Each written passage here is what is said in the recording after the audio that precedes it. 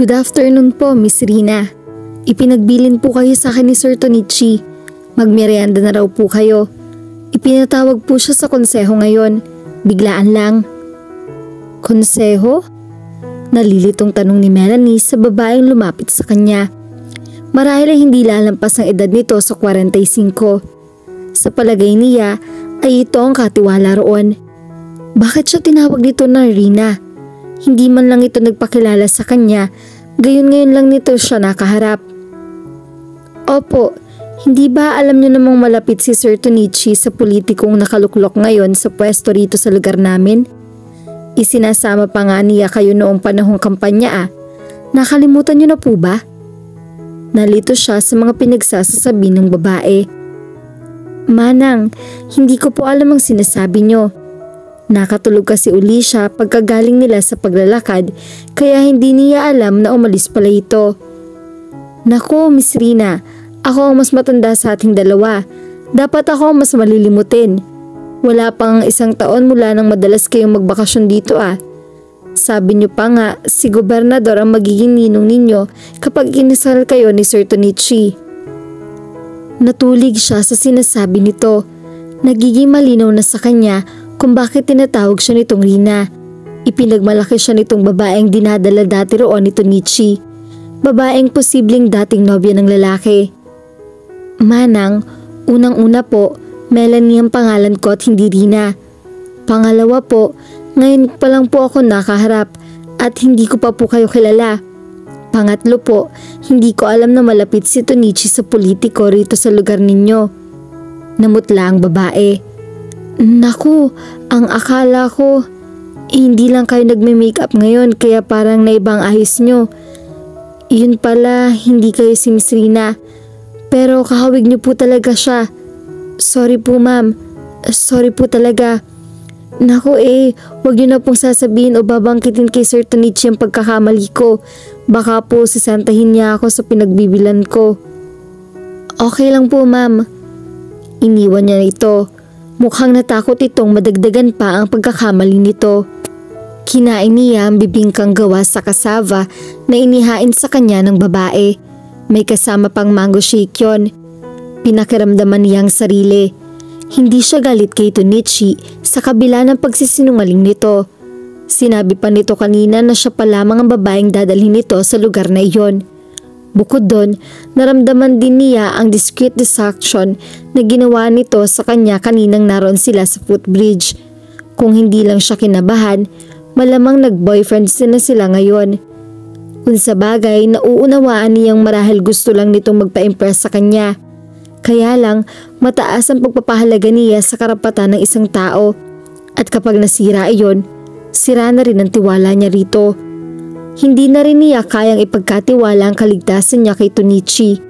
Kanina, nagawa nitong pumasok sa kwarto nito na inuukopan niya habang natutulog siya. Oo nga't wala itong masamang ginawa sa kanya.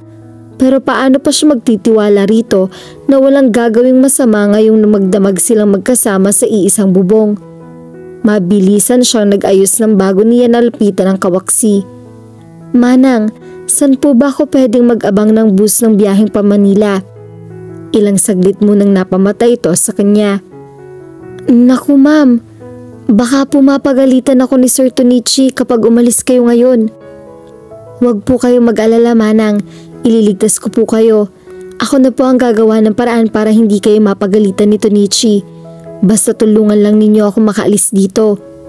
Nag-iwan na siya ng maikling note kay Tonichi sa kwarto na inukupo niya. Sinabi niya ang tanging alibay na naisip niya. May emergency sa kanila kaya kailangan niyang umalis agad. Tumawag ng tricycle ang kawaksi na maghahatid sa kanya sa bus station. Sakay na siya ng aircon bus ng biyaheng Manila. Nang maisip niya na hanggang sa nakaalis siya ay hindi nasabi ng babae kung anong pangalan nito. Talagang dito pa sa gitna ng resto mo gustong singilin ang penalty ng pustahan natin? Nadidismayang hingi ni Melanie ng kumpirmasyon kay Denver. Kasalukuyan silang nasa Frederick's Grill. Sinamahan siya nitong magsimba at pagkatapos ay doon na sila tumuloy. Ano naman ang problema ron? Tanong nito, tila pinipigilan lang na lumabas ang kapilyuhan sa mga mata. Ang dami kayang tao rito. Baka isipin pa ng mga yan pareho tayong siraulo. Ano naman, hindi naman tayo kilala ng mga yan. Isipin na nila lahat ng gusto nilang isipin. Ayoko nga. Sige na, wika nito sa tonong ng uuto. Nakita mo naman, kahit nanalo ako sa pustahan natin, ako pa magtitreat ng lunch natin ngayon. Kung tutuusin, ikaw dapat ang gumawa nito. Pero dahil nga usapan natin na pitik bulag lang ang hihingin ko sa'yo, I'm sticking to my end of the bargain. Pilyong sabi nito. Mukhang hindi na nito mapigilan ng pagkaaliw. Siya naman ay hindi na rin magpapangatawa ng pagkataring nito. Mas natatawa kasi siya sa kwerdohan nito na kaysa maaasar siya. Mamaya na lang pala tayong pagkakaunti ng tao. Okay. Si Janice mismo ang nagkumpirma sa kanya na may girlfriend nga si Tonichi. Hindi rin daw nila alam ng kaibigan niya na may girlfriend pa to. Ang sabi raw dito ni Tonichi ay break na ito noon pa. Ngunit isang kaibigan daw ni Tonichi ang nagkumpirma na may bagong nobya si Tonichi bukod sa dating girlfriend na nagngangalang Rina. Hindi na niya kinumpronta si Tonichi. Nang muli sila magkita sa Maynila ay sinabi lang niya rito na huminto na ito sa panliligaw sa kanya. Na sana igalang na lang nito ang naging desisyon niya at huwag na itong magpumilit pa. Total doon naman si Tonichi. Pilit nitong inaalam sa kanya ang tunay na dahilan kung bakit bigla na lang niyang pinahinto ito sa panliligaw. Bandang huli, nang sinabi niya rito na alam niyang may girlfriend na ito, saka lang ito huminto sa pangungulit. Curious lang ako, wika ni Denver sa kalagitnaan ng tanghalian nila. Ano ba talaga ang ginawa ni Tonichi para bigla na lang mag-evaporate ang napakalaking pagkakrush mo sa kanya? Sobra naman to. Hindi naman napakalaki ng crush ko sa kanya. Crush ko lang siya. Dati, hindi na ngayon. Bakit nga bigla-biglang nagbabagong isip mo? I'm sure may ginawa ang lalaking yon para ma-disappoint ka ng todo. Hindi na niya sinabi rito nangyari sa San Felipe lalo na maikinuwento sa kanya ng kawaksin ni Tonichi. Kahit totoong malulokong lalaking iyon ay ayaw niyang sa kanya magmula ang ikasisira nito sa paningin ng ibang tao. Bahala itong masira sa pamamagitan na rin nito o ng iba na hindi magawang manahimik sa nalalaman tungkol kay Tonichi. Did he try to take advantage of you? Tahasang tanong nito nang hindi siya sumagot. Did he try to kiss you? No, but yes, he kissed me. Kumunot ang noo nito. At nagpahalik ka? Hindi mo pa boyfriend nagpahalik ka na agad? Pinandilatan niya ito. Sa kamay lang. Ang OA mong mag-react dyan. Nawala ang pagkakunot ng noo nito at ngumisi uli. Oh, ang presyon mo tumataas. Relax. See a movie? Gusto mo bang manood ng movie pagkatapos natin dito? Ang corny mo. Pasikmat na sabi niya. Pero naisip din agad niya na parang masarap ngang manood ng sine. Lalo na kung ganitong nasa generous mood ang mokong na to. Oops. Teka, saan ka pupunta? Pigil nito sa kanya nang matapos na silang kumain at tatayo na sana siya. Hindi ka pa nakakabayad sa akin sa pustahan natin. Hay, akala ko pa naman nakalimutan na. Inilapat na lang niya ang kanyang kamay sa kanyang mata nang matigil na lang ito. Isang pitik lang ang ginawa nito ngunit namula ang likod ng palad niya dahil sa lakas niyon. Tiningnan ni Melanie mula sa sulok ng kanyang mga mata ang reaksyon ni Denver sa pinanonood nila. Pelikula na iyon ni Sarah Geronimo at John Lloyd Cruz. Akala niya ay aangal ito nang sabihin niyang iyon ang gusto niyang panoorin. Hinintay pa nga niya nang kantsawan siya nito at sabihin na siyang mahilig sa pelikulang cheesy. Mabuti na lang at pumayag ito nang walang pagpoprotesta. Hindi niya masasabing nag-e-enjoy ito sa pinanonood, bagaman sa mga eksenang nakakatawa ay tumatawa rin ito. Pero nakatutok ang mga mata nito sa screen at hindi pa niya nakita naghikab ito. Naisipan niyang subuan ito ng popcorn, para sa kanya lang kasi ang binili nito. Naalala niyang hindi nga pala ito mahilig sa mga kutkutin. Malakas itong kumain pero sa mga main meals lang, kung minsan ay hindi na ito nagmemerienda. Nang ilapit niya ang kamay sa kanyang bibig ay eksaktong pagyuko nito kaya ang popcorn na hawak niya ay sa mata nito tumama. Ay, Sorry, bulalas niya. Nagtingin na ng mga tao sa paligid nila ngunit hindi niya pinansin ang mga ito. Para kasi nasaktan si Denver sa biglang pagtama sa mata nito ng kamay niyang may popcorn. Maalat pa naman iyon at nababalutan ng cheese flavor. Halika, anya dito. Linisin natin sa restroom ang mata mo. Sige. Nasaktan nga marahil ito dahil hindi ito tumanggi. Nagsisituloy siya kung anong pumasok sa isip niya at naisipan niya itong subuan. Wala siyang pakialam kahit panlalaking CR ang pinasok nila. Pinayuko niya ito sa lavatory at isinahod niya mga palad niya sa gripo. Pinadilat niya ito sa tubig na iniipon niya sa kanyang palad. Ilang ulit nilang ginawa iyon. Awang-awa siya rito dahil namula mata nito. Sorry talaga, anya rito habang pinagpapala niya mga mata nito.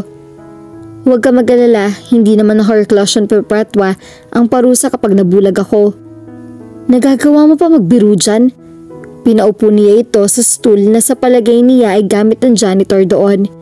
Binasa niya ang loob ng bahagi ng panyo niya at iyon ang pinanlinis niya sa mga mata nito habang hawak niya ang gilid ng mga mukha nito. Masakit pa ba? Hindi na gaano. May kung anong kumislot sa loob niya nang tumama sa kanyang mukha ang mainit na hangin mula sa bibig nito. He had fresh breath kahit na pareho lang silang hindi pa nakakapag-toothbrush pagkatapos nilang mag-lunch kanina. Ngunit alam niyang hindi lang iyon ang dahilan kung bakit para siyang naaalog habang malapit na malapit sila sa isa't isa. Bigla tuloy siyang naasiwa. Napatingin siya dito sa eksaktong sandali na tumingin din ito sa mga mata niya. Para may boltahe ng kuryente na tumulay sa hindi nakikitang hibla na tila mabilis na nag-uugnay sa kanilang dalawa. May mainit na pakiramdam na kumakalat sa dibdib niya patungo sa lahat ng bahagi ng kanyang katawan. Hindi niya alam kung paano magre-react.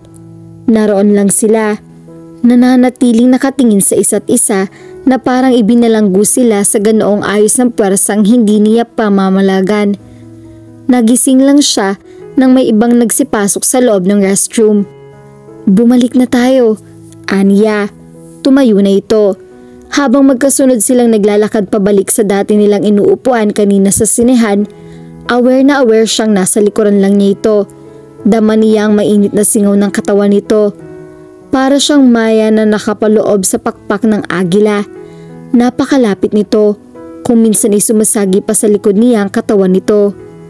Para ngayon lang din niya nahalangap ang mabangong samyu ng gamit ng cologne nito, and it brought about heady feeling within her. Pasimpleng kinurot niya ang sarili niya. Ano ba nangyayari sa kanya at nakakaramdam siya ng ganitong pakiramdam para kay Denver? Nakakahiya. Stepbrother niya to. Hindi nga sila ganong nagkakasama dati, ngunit para na rin sila magkapatid nito. Gosh, dala lang ba to ng depresyon dahil lang wala na naman akong suitor? May 5 minuto pa lang silang nagkakabalik sa kanilang upuan nang gulatin siya ng request ni Denver. Dumikit ka nga sa akin. Aha? Ang sabi ko, dumikit ka sa akin. Kiniginaw ako. Maginaw nga roon. Ngunit pagpasok pa lang nila kanina ay gano'n na.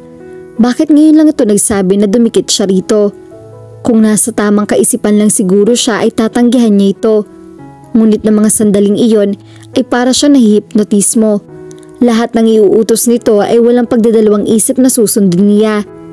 Inilapit niya ang katawan nito sa likod niya. Naramdaman niyang pumalibot ang braso nito sa balikat niya. Kamuntik na siyang mapapikit. Nalilito siya kung paano ang isang simpleng pag-akbay ay nagiging napakasarap sa pakiramdam niya. Nanatili silang ganoon hanggang sa matapos ang pelikula. Nang pauwi na sila, inaasar-asar naman siya nito. Aliw na aliw itong tumuwing pinipikon siya. Hindi niya alam kung matutuwa o mababa na sa ikinikilos nito. Siya lang ang yata ang apektado ng pagpapakalapit ng kanina. Kainis. At dito na po nagtatapos ang part 5 ng ating kwento. Sabay-sabay po nating abangan ang susunod pang mga kabanata. Maraming salamat po. God bless and stay safe.